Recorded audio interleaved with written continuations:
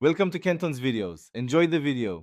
You'll start by confirming what recovery options you still control. This speeds the process. First, try signing in and note the exact error message. Once done, choose Forgot Password and enter the last password you remember. This helps Google verify ownership.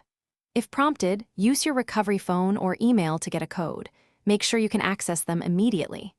If you can't, gather device details and recent activity times, because those facts will be essential in the next steps.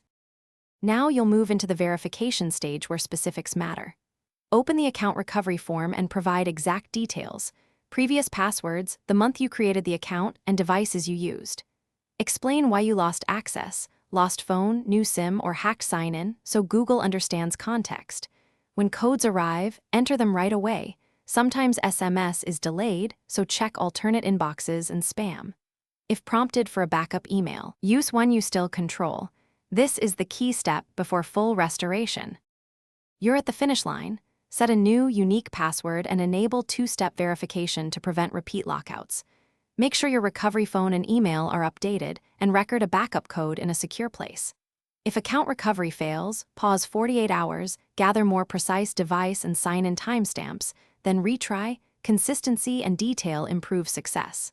One troubleshooting tip: if nothing works and you don't have paid workspace support, collect screenshots and logs. These will matter if you escalate or use any available Google support channels.